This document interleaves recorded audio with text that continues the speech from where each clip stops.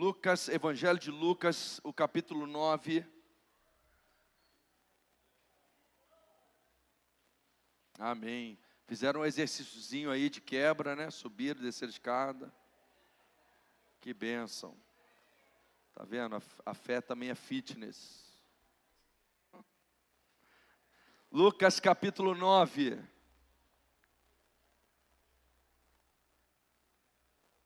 Versículo 1 diz assim. Presta atenção.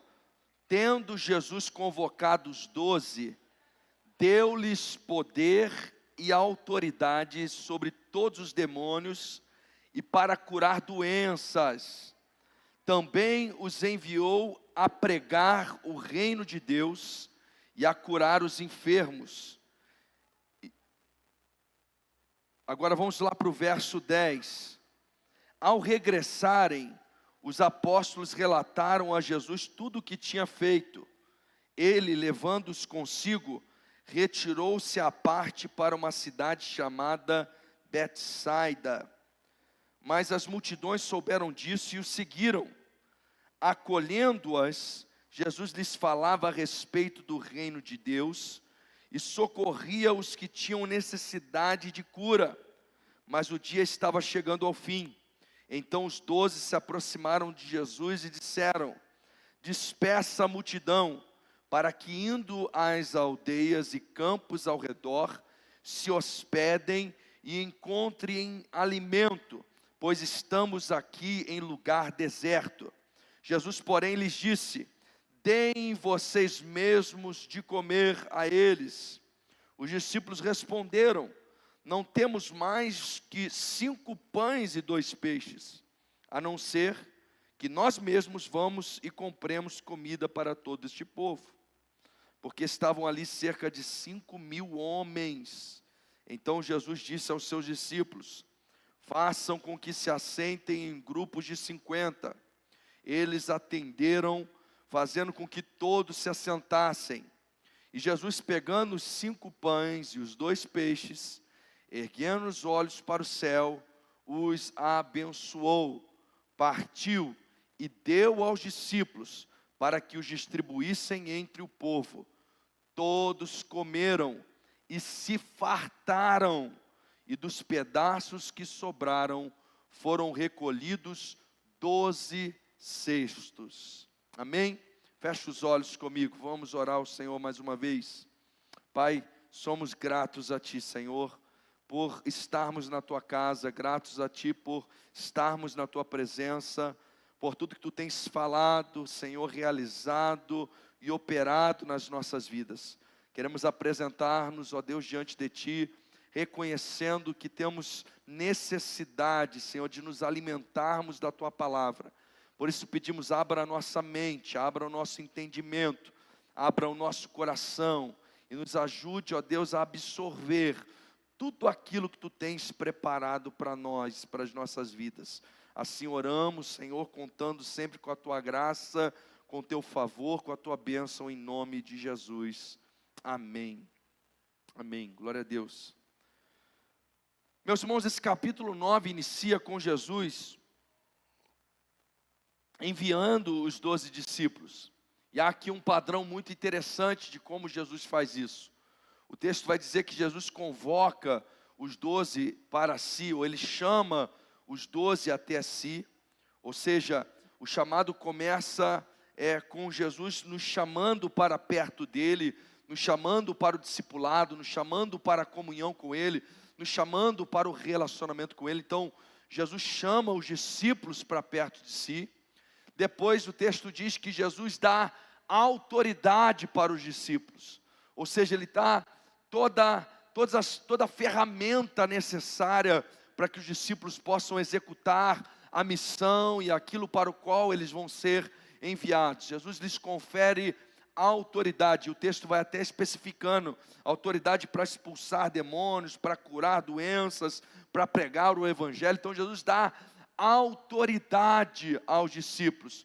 E aí depois no versículo 2 diz que Jesus envia esses discípulos para representar o reino de Deus, para a missão que Deus tem para a vida deles, os envia como representantes do reino de Deus. Então percebe como é o trabalhar de Jesus. Jesus nos chama para perto dele, e ele chama também cada um de nós para essa vida de discípulo, de discipulado, para aprender de Jesus, para caminhar com Jesus, para desfrutar de um relacionamento, de intimidade, de comunhão com Jesus. E ao nos chamar para perto dele, ele vai nos ensinando, ele vai tratando de nós, ele vai corrigindo as nossas condutas, o nosso coração, a nossa mente, e com isso ele nos confere autoridade espiritual, capacitação espiritual para a missão que ele tem para nós. Então até há um dito famoso entre os cristãos, que é o que? Jesus não chama os capacitados, mas ele capacita os chamados. Não quer dizer que Jesus não vai usar ou chamar pessoas que tenham habilidades ou capacidades, mas o que quer dizer é que Jesus sempre irá nos capacitar para a missão que ele tem para com as nossas vidas. Então, independente dos dons, talentos e habilidades que nós possamos trazer para Jesus, ou quando a gente chega até Jesus, Jesus sempre irá nos conferir a autoridade necessária para que nós possamos cumprir aquilo para o qual ele nos envia a fazer. Jesus sempre trará sobre nós a capacitação que nós precisamos para que sejamos os representantes do reino de Deus, aonde quer que ele irá nos enviar. Então preste atenção, ainda que a gente olhe para nós mesmos e não vejamos condições, capacidade, não saibamos como é possível Jesus chamar alguém como a gente. Nós não conseguimos às vezes enxergar a lógica divina. O que nós precisamos entender é que não tem a ver com a gente, mas tem a ver com a graça, com a unção, com a autoridade, com o poder que Jesus derrama sobre as nossas vidas para que realizemos a obra que ele tem conferido a nós. Nós, quando olhamos para esses discípulos aqui, nós vamos ver pescadores, pessoas simples, pessoas às vezes sem grande estudo, na sua maioria, mas que não tinha a ver com as suas capacidades em si, mas tem a ver com a autoridade, com a unção, com o poder, com a graça, com o favor de Deus derramado na vida dos discípulos, para que eles pudessem ser representantes do reino de Deus. Então, Jesus sempre irá nos capacitar, nos conferir autoridade, nos dar a unção que a gente precisa para realizar aquilo para o qual ele nos chamou para fazer e para realizar. E aí, nesse padrão, nós temos também um envio. Jesus envia os seus discípulos. Então é muito importante a gente sempre lembrar também que nós não nos auto-enviamos. Nós precisamos ser enviados por Jesus.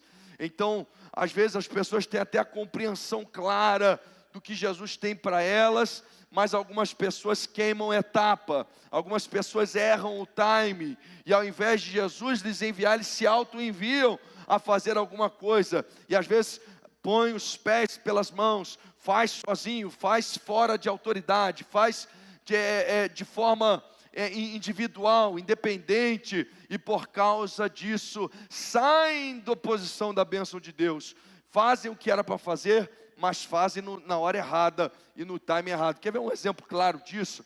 Moisés, ele é criado no Egito, mas a sua babá é a sua própria mãe, Joquebede, e o texto vai nos dizer que Joquebede, desde pequenininho, ela entendeu que Deus tinha um propósito para aquele menino.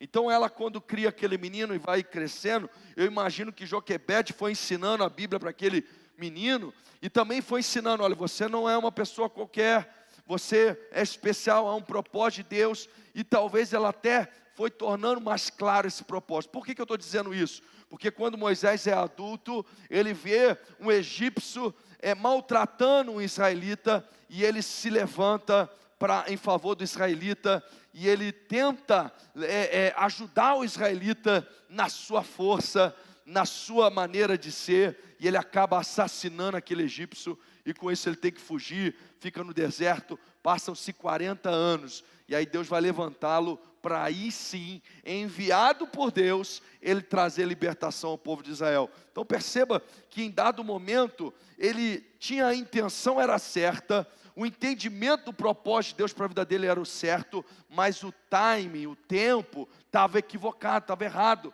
Ele se enviou, ao invés de esperar Deus lhe enviar para aquilo que era para ser feito. Então a gente precisa entender também esse padrão do envio de Cristo Jesus. Não estou dizendo com isso para a gente acomodar, não é isso, mas é para a gente estar sensível àquilo que Jesus está nos enviando hoje a fazer, aquilo que Jesus já está falando que nós temos que fazer, aquilo que Jesus já está compungindo a nossa alma, o nosso coração, para que realizemos na unção, na autoridade e no poder do Espírito Santo de Deus. Então Jesus chama os discípulos para si, Jesus lhes dá autoridade e Jesus lhes envia para fazer a missão. E aí nós então pulamos aqui para o verso 10. No verso 10, nos fala do retorno dos discípulos. Eles retornam, eles foram, tiveram sucesso na missão, eles oraram, pessoas foram curadas, oraram, pessoas foram libertas, e eles voltaram, eles retornaram. E aí nós temos os evangelhos sinóticos que narram aqui mais ou menos o mesmo texto, né? Mais ou menos não, o mesmo texto, mas com óticas diferentes. Num deles diz que eles estavam cansados, que eles não tinham nem tempo para comer, de tanto que eles estavam trabalhando para Cristo. Então Jesus resolve ir com eles até um lugar deserto para eles descansar, mas a multidão fica sabendo do que está acontecendo. E a multidão vai atrás. Afinal, pessoas têm sido curadas, pessoas têm sido libertas, a multidão sedenta vai atrás deles. Quando Jesus vê aquela multidão, Jesus tem compaixão deles. E aí um dos textos aí sinóticos vai dizer que Jesus tem compaixão deles porque eles eram como ovelhas que não tinham pastor. Então Jesus começa a ensinar aquela multidão. Ele começa a instruir aquela multidão. E aí aqui, queridos, nós temos o grande milagre da multiplicação dos pães e peixes, ou seja, essa multidão ela é beneficiada, mas eu quero manter na ótica desse capítulo, a ótica sobre os discípulos, a perspectiva dos discípulos. Então o capítulo inicia dizendo que Jesus envia esses discípulos, chama esses discípulos, dá autoridade, envia. Agora eles retornam até onde está Jesus. Jesus está ensinando uma multidão, uma região desértica, e a noite está chegando, o dia está escurecendo, a fome está batendo, e os discípulos estão ali. E aí aqui algumas lições que eu quero destacar no Espírito para nós na noite de hoje. A primeira delas é o seguinte: o nosso propósito, presta atenção, se você puder anotar isso, o nosso propósito está ligado ao que Deus nos permite perceber. Nosso propósito está ligado àquilo que Deus nos faz enxergar, que outros às vezes não estão enxergando. O nosso propósito está ligado com aquilo que nos incomoda, e às vezes nos incomoda mais do que incomoda outros. Isso tem a ver com o propósito de Deus para a sua vida. Então você está aqui na igreja conosco, nós temos falado que você não é chamado só para sentar numa cadeira. E aí às vezes você se pergunta, mas qual é o meu propósito? Aonde Deus quer me usar? De que forma Deus quer me usar? Uma maneira de você descobrir isso é você descobrir o que te incomoda mais, o que te perturba mais, o que é mais, o que você observa que outros parecem não observar. O que te inquieta mais, que parece que não inquieta outras pessoas? Vou dar alguns exemplos. Para algumas pessoas, elas ficam inquietas porque os adolescentes precisam ser ensinados mais da Bíblia. Para outras pessoas, eles nem sabem que tem adolescente na igreja, né? Algumas pessoas, elas ficam incomodadas, algo mexe com elas, dizendo o seguinte: as crianças precisam aprender desde cedo a respeito do Evangelho de Cristo Jesus. Para outras pessoas, eles falam assim: poxa, que bom que tem alguém olhando as crianças, que a gente está tranquilo aqui no culto, né? Algumas pessoas, elas vão se incomodar dizendo o seguinte: olha, eu sinto que a igreja não está tão espiritual quanto ela devia. É preciso que alguém ore mais, é preciso interceder mais. Só que o que as pessoas falham é que elas às vezes projetam isso para os outros. E aí ela fala: pastor, você tem que jejuar mais. Mas a verdade é que aquele incômodo está sendo gerado no seu coração, porque Deus está te chamando talvez para o ministério da intercessão, por exemplo. Esse incômodo está nascendo em você, porque Deus está te chamando para resolver esse problema, para solucionar essa situação. Eu estou incomodado porque eu sinto que alguns irmãos têm faltado demais. Pois Deus está te chamando para que você os visite, para que você entre em contato com eles, para que você seja um agente de solução de Deus. E da onde eu estou falando isso? Não é da minha cabeça, o texto nos mostra isso daqui. Lembre que nesse capítulo Jesus está trabalhando os discípulos. Ele lhes chama, Ele lhes dá autoridade, Ele lhes envia, agora eles voltam. Jesus está ensinando a multidão, o dia está escurecendo, a fome está batendo. Os discípulos têm uma percepção que já não é uma percepção natural, mas é percepção de quem é líder.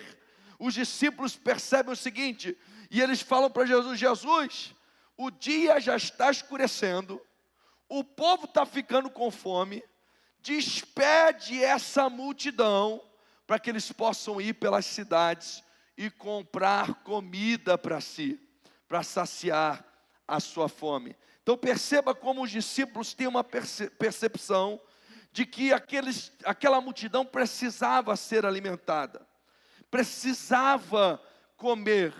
Mas perceba como a tendência dos discípulos é a mesma tendência nossa. É uma tendência de empurrar para os outros.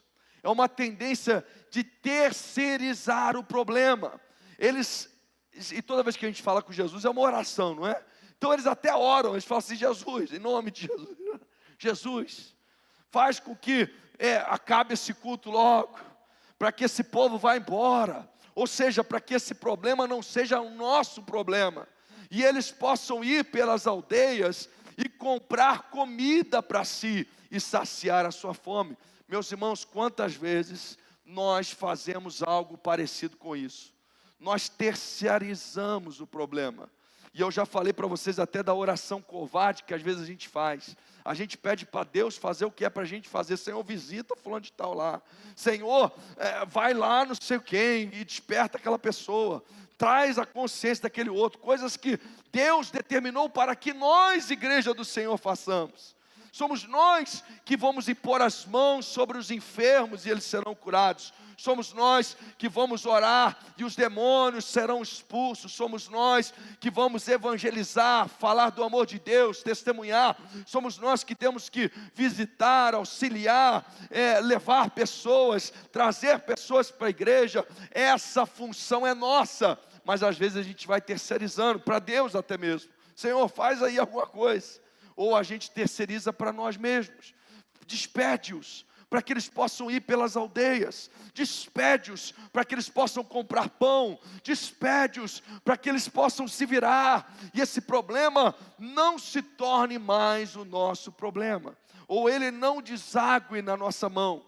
Mas os que os discípulos ainda não tinham percebido é que aquilo que eles estão observando, aquela visão de líder que Deus está dando para eles, o problema que Deus está permitindo que eles identifiquem, tem a ver com o propósito para o qual eles foram chamados e vocacionados. Porque Jesus vira para eles no versículo 13, e Jesus diz assim: dai-lhe voz de comer. Eles apresentam o problema para Jesus, e Jesus, em outras palavras, diz para eles o seguinte: são vocês que vão resolver esse problema. Dai-lhes vocês de comer. É com vocês a solução dessa dificuldade. É com vocês a solução desse problema. Compete a vocês resolver essa dificuldade. Dai-lhe voz de comer. O problema é de vocês. Vocês são um agente de solução. Meus irmãos, nós somos chamados por Deus para resolver problemas. Nós somos vocacionados por Deus como uma resposta para o presente tempo. Você, meu irmão, minha irmã, é uma resposta de Deus naquela empresa que você trabalha. Você é uma resposta de Deus no bairro que você mora. Você é uma resposta de Deus naquele Gessel. você é uma resposta de Deus no meio da sua família, das pessoas que você convive, mas a nossa tendência é empurrar para os outros. Você é uma resposta de Deus para essa igreja. Mas aí você pensa, alguém tem que fazer, alguém tem que resolver, e por que não você?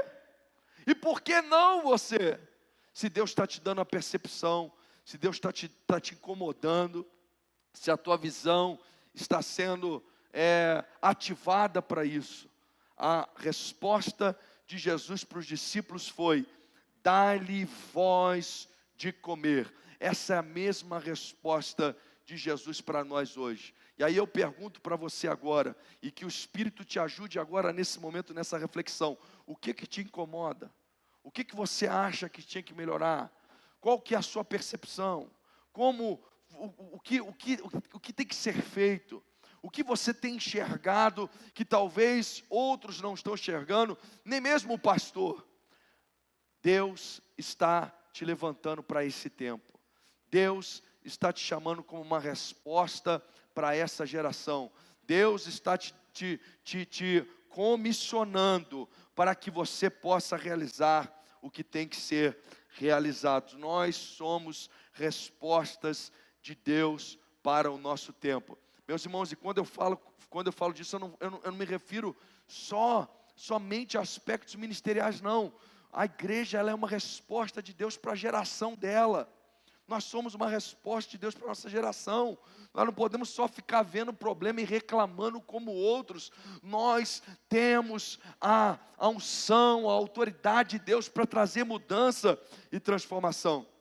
Alguns exemplos aqui, eu separei alguns exemplos, só para que você entenda o poder que há na vida de um homem, de uma mulher que se coloca nas mãos de Deus. Há um homem chamado Jenner, que ele era um cristão anglicano, e ele observou que as pessoas estavam expostas ao vírus da vacina, da variola bovina, e não contraíam a variola humana. E aí em 1796, ele desenvolveu a primeira vacina, salvando milhões de vidas e dando início à imunização moderna que nós temos. Um cristão, um crente, ele viu um problema e ele entendeu que ele era um agente de Deus para solucionar esse problema. Nós sabemos que a imprensa, ela foi criada por Gutenberg, e a imprensa ela foi criada com o objetivo de imprimir Bíblias, para que as pessoas tivessem acesso à Bíblia, para disseminar a Bíblia. Preste atenção, todos os livros, todos os jornais, todos os periódicos, todas as revistas que ajudaram o mundo de alguma forma, eles são herança de um cristão que entendeu que as pessoas não tinham acesso à Bíblia, então ele decide criar uma imprensa para popularizar a Bíblia para as pessoas, para que elas pudessem ler, para que elas pudessem ter acesso, para que elas pudessem receber a palavra de Deus. Wilberforce, na Inglaterra, ele começa a liderar campanhas no parlamento britânico para abolir a escravatura, queridos. E ele influencia e consegue depois a abolição da escravatura em uma nação. Alguém que enxergou um problema, enxergou uma dificuldade e se colocou como um agente de solução cristão. Se colocou como um agente de solução em relação a esse problema. Um homem de sobrenome Simpson, também cristão, foi quem criou e que enxergando ali a dificuldade das cirurgias, sem anestesia, a dor que era, e ele cria a questão da anestesia, ele cria os primeiros anestésicos, para que as pessoas pudessem não sofrer tanto, não ter tanta dor, quando elas estavam sendo submetidas ali nas cirurgias de costume e etc. Estou dando apenas alguns exemplos para você ver o seguinte: como Deus pode nos usar e quer nos usar como agente de solução nas diversas esferas que nós estamos. Você precisa entender que a implantação do reino de Deus não é só no contexto de igreja, mas Deus te coloca como um agente do reino lá onde você vive, lá onde você trabalha, lá onde você convive. Existem problemas lá que Deus vai te mostrar soluções, Deus vai te fazer enxergar, e você pode ser o agente de Deus para pacificar aquele lugar, para mudar a atmosfera daquele lugar, para trazer a manifestação da bênção, da unção, da graça de Deus sobre aquele ambiente, porque Deus te escolhe e te levanta como um solucionador de dificuldades, de problemas. Os discípulos então enxergaram a dificuldade, mas queriam empurrar isso. E aí Jesus vira para eles e fala assim: não, vocês têm que resolver. Dá vocês a eles de comer. E aí nós vemos uma segunda lição aqui. Nós focamos às vezes no que temos e não no que Deus pode fazer. Nós temos uma dificuldade de fé às vezes. Nós nos limitamos aos aspectos naturais da vida. E nós nos esquecemos do que Deus é poderoso para fazer. O que Deus é poderoso para realizar. Nós focamos nas nossas limitações, nós focamos nos nossos recursos, nós focamos nas nossas condições e nos esquecemos de que Deus é poderoso para fazer infinitamente mais além de tudo que nós podemos pedir ou pensar, segundo o poder dele que em nós opera. Deus tem todo o poder nos céus e na terra. Não tem nada que limita a ação divina. Não tem nada que restrinja o poder de Deus. Imagine você agora algo maravilhoso que Deus pode realizar, pois Ele pode fazer muito além disso que você é capaz de imaginar. A nossa mente não consegue alcançar, a nossa mente não consegue atingir o tamanho do poder de Deus, o tamanho da graça de Deus, o tamanho da ação de Deus.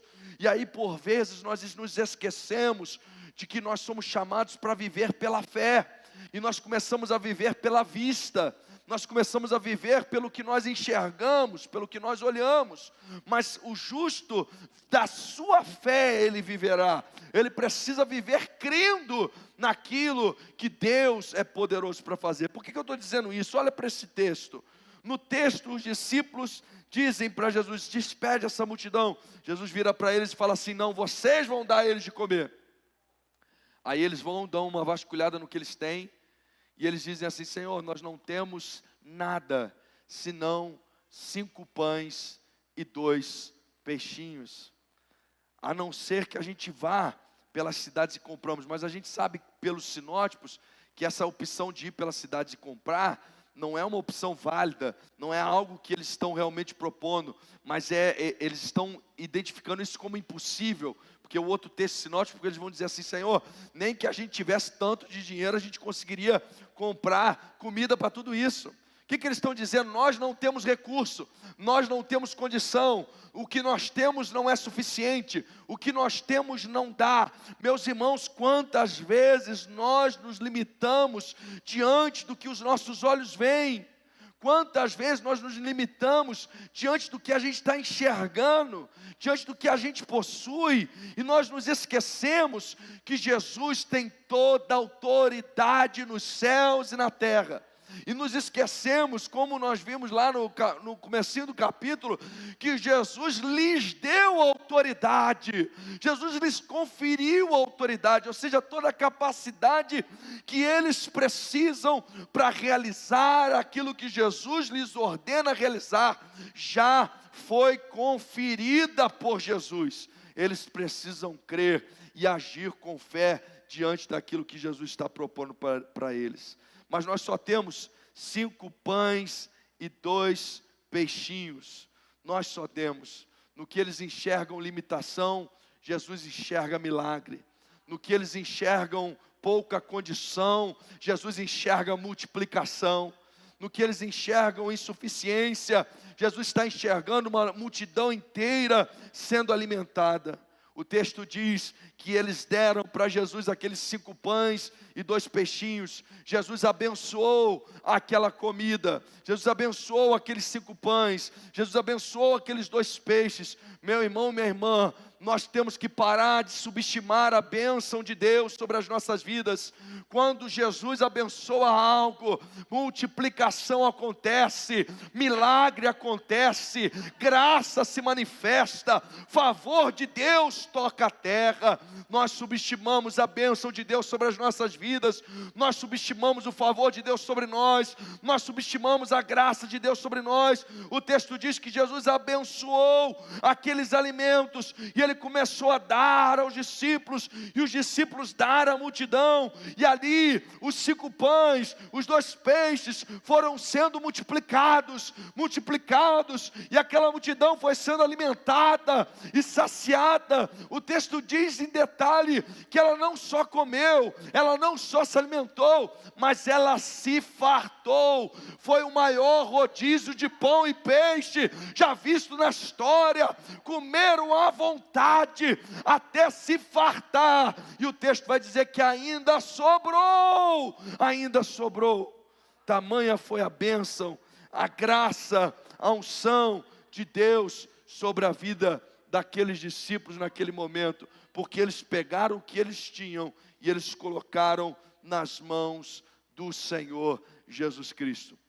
Deus está te mostrando algo, Deus está te chamando para participar do seu reino, Deus está te chamando para feitos extraordinários. E se você olhar para você mesmo agora, talvez você vai enxergar 5 pães e 2 peixes, você vai enxergar limitação, você vai enxergar falta de condição, você vai enxergar pouco recurso, pouco conhecimento, pouca habilidade, mas o que você precisa entender, que não é na força do seu braço, mas é na autoridade, na unção, no poder de Deus sobre a sua vida. O que você precisa entender é o tamanho da graça de Deus, do favor de Deus. Se você pegar esses teus 5 pães, esses 2 peixes, pode ser pouca coisa, pode ser algo aparentemente inexpressivo diante da multidão, mas se você colocar nas mãos do Mestre, se você colocar nas mãos de Jesus, Ele pode fazer um grande milagre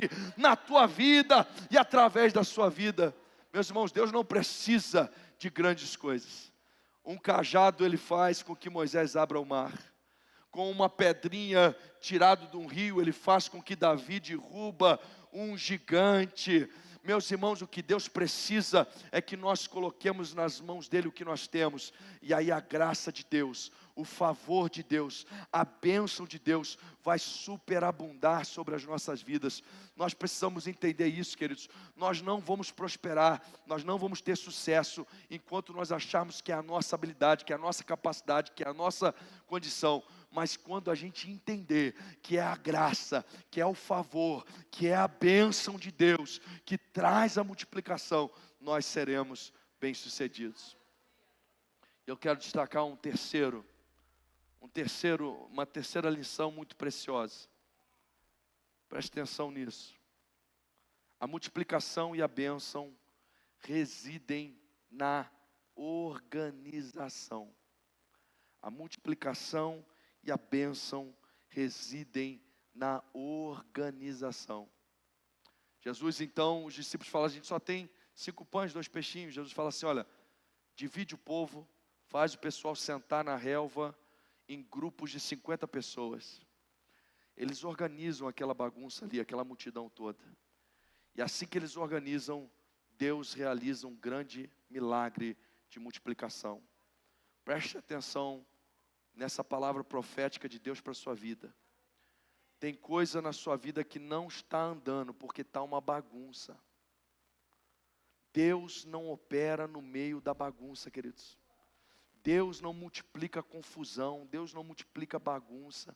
Você precisa colocar a sua casa em ordem, você precisa colocar as suas finanças em ordem, você precisa resolver as suas emoções, você precisa resolver o caos que se encontra em algumas áreas da sua vida, porque você está na expectativa do favor, da bênção, da graça, da multiplicação, da prosperidade, da unção de Deus, mas você ainda não resolveu algumas coisas. Deus opera milagre de multiplicação, de bênção, de favor, de provisão, onde existe organização e ordem. Deus não está na bagunça, queridos. Isso vai desde o seu armário até a sua vida, as áreas da sua vida. Isso vai da forma como você está gerindo a sua casa, da organização da sua casa, das suas finanças, da sua vida emocional, da sua família, das suas relações. Você está todo atrapalhado, cheio de gente para perdoar, cheio de confusão para resolver ainda. As finanças todas atrapalhadas, devendo um monte de gente, e não paga, e passa cartão de novo. Quebra esse demônio na sua vida aí. Pega o cartão e quebra se você não sabe trabalhar com ele. Uma bagunça. E aí você fica agoniado, querendo multiplicação, querendo favor de Deus, querendo bênção de Deus. Meus irmãos, Jesus falou o seguinte: olha, organiza essa turma aí. Senta em grupos de 50 sobre a relva. A Bíblia não coloca detalhes à toa não, quer dizer, são princípios espirituais. O que Jesus está dizendo? Multiplicação acontece no meio da organização. Pastor, o senhor está pegando só um texto isolado. Não estou não. Vai lá na mulher da viúva da multiplicação do azeite. O que ele fala para ela? Você vai pegar vasilha emprestada nos vizinhos. Você vai entrar dentro de casa com o seu filho. Você vai trancar a casa. Você vai organizar as vasilhas. E enquanto tinha vasilha, o azeite se multiplicava. Quando acabou a vasilha, o azeite cessou. São princípios bíblicos, queridos. São leis espirituais que nós precisamos trazer para a nossa vida. Organiza a sua vida. Organiza a sua casa. Organiza a sua finança. Ainda que você tome prejuízo, ainda que você passe por um momento de escassez, de dificuldade, se organize, porque o favor, a multiplicação, a bênção, a graça de Deus vai fluir sobre a sua vida. Eu preciso que você entenda nessa noite, que Deus está te chamando para resolver situações. Deus está te chamando como um agente ativo do seu reino. Ele quer usar você. Ele está te dando percepções que outros não têm. Ele te deu habilidades únicas. Ele te chamou para consertar algumas coisas, para resolver algumas coisas. Ele te chamou para contribuir, para colaborar com o reino, para ser bênção na sua família, na sua empresa, na sua casa. E Ele te confere autoridade para isso. Você vai organizando, você vai arrumando o que está errado, e a autoridade espiritual, a graça espiritual é sobre a sua vida. E aí você precisa crer no que Ele pode fazer. Às vezes você vai olhar para você e você vai ver só 5 pães e 2 peixes. Mas se você colocar nas mãos dEle e entender que a bênção dEle, que o favor dEle é suficiente, você verá milagres acontecer, situações sobrenaturais acontecer na sua vida, no nome de Jesus. Amém, queridos? Me permita perguntar a você: você entendeu o que Deus falou hoje? Você está entendendo ou não? Vamos ficar de pé, vamos orar ao Senhor. Eu quero que você ore a Deus.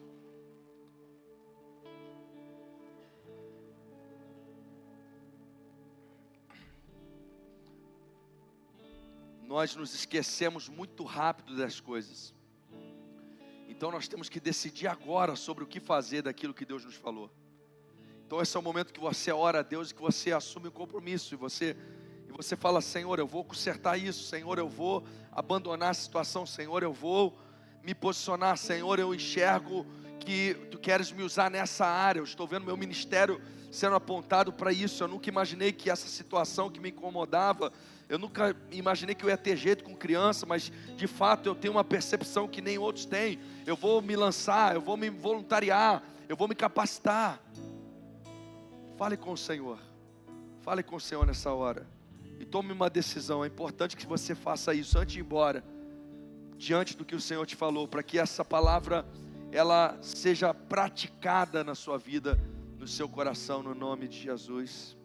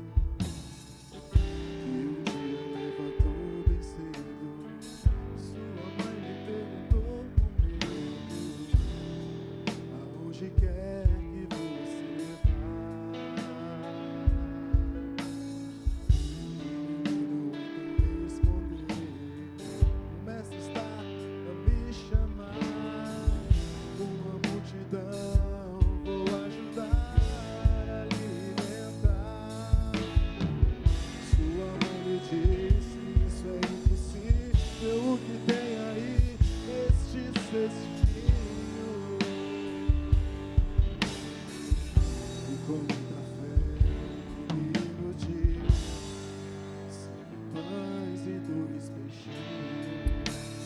Senhor, nós nos colocamos diante da Tua presença nessa noite, meu Deus. Apresentamos o nosso coração, a nossa mente.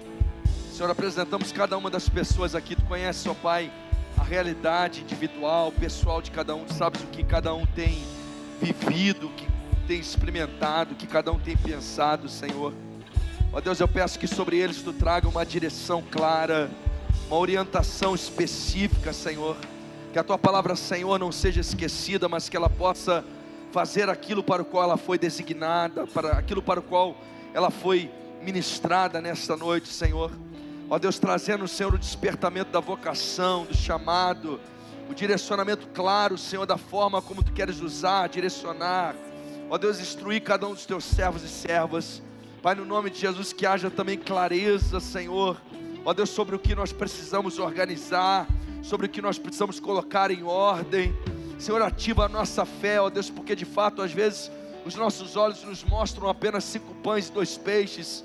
Mas, Senhor, nós sabemos que se colocarmos nas Tuas mãos, o milagre acontece, a multiplicação acontece, Senhor.